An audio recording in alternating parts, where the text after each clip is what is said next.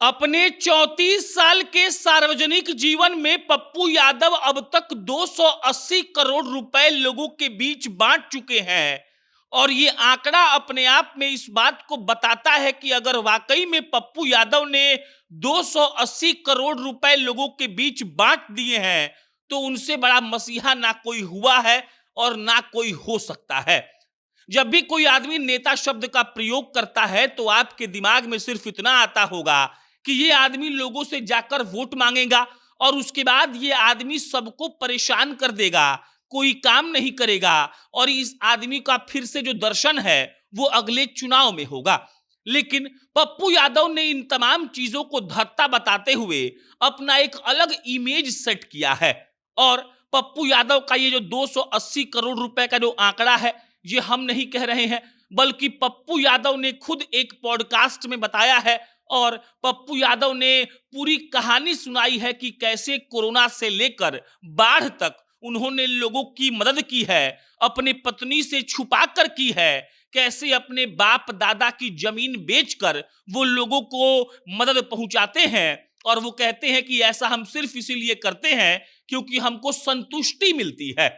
पप्पू यादव की कहानी हम सबको पता है। कोई उनको बाहुबली कहता है, कोई उनको कोई और नाम से नवाजता है, लेकिन पप्पू यादव कहते हैं कि हमको आप लोग सेवक बुलाया करिए। और पप्पू यादव का ये पॉडकास्ट का जो क्लिप है वो सोशल मीडिया पर धड़ल्ले से वायरल है।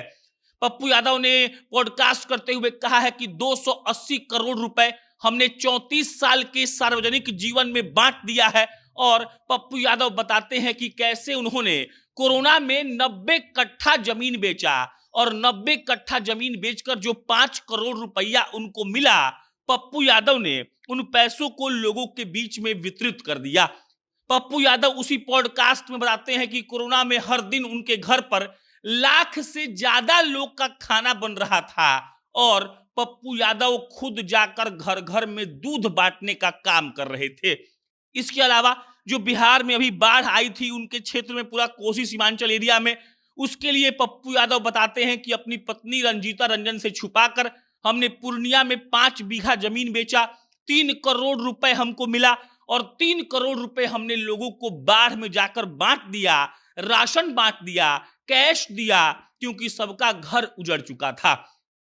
पप्पू यादव यही नहीं रुकते हैं। पप्पू यादव कहते हैं कि इस बार जो चुनाव लोकसभा का हमने लड़ा है तो हमने अपनी बहन से 80 लाख रुपए लिया है, कर्ज के तौर पर लिया है। पप्पू यादव कहते हैं कि मां ने कहा है कि वो पैसा लौटा देना, हम वो पैसा लौटा भी देंगे। लेकिन पप्पू यादव जो 280 करोड़ रुपए का दावा कर रहे हैं, वो अगर दावा वाकई में सच है तो समझ लीजिए कि नेता ऐसा ही होना चाहिए।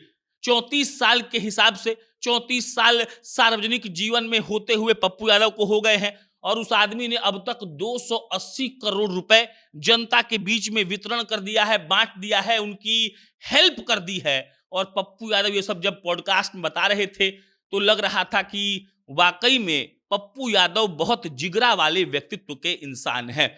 पप्पू यादव कहते हैं कि रंगदारी का जो आरोप हम पर है, वो ये नहीं जानते हैं कि हम हर दिन 4 से 5 लाख रुपया कैश बांट देते हैं।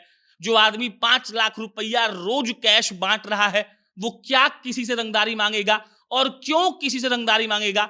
और ये तमाम चीजें पप्पू यादव के द्वारा जो कही गई हैं वो सोशल मीडिया पर अभी खूब वायरल है और लोग कह रहे हैं कि नेता देखो ऐसा होना चाहिए जो अपना जमीन बेचकर कोरोना में लोगों को खाना खिलवा दे, बाढ़ में लोगों को राशन बंटवा दे, जमीन बेचकर लोगों की सहायता कर दे। बाकी पप्पू यादव के बारे में आपका क्या विचार है कमेंट बॉक्स में बताइएगा। मेरा नाम प्रशांत है। बहुत बहुत धन्यवाद।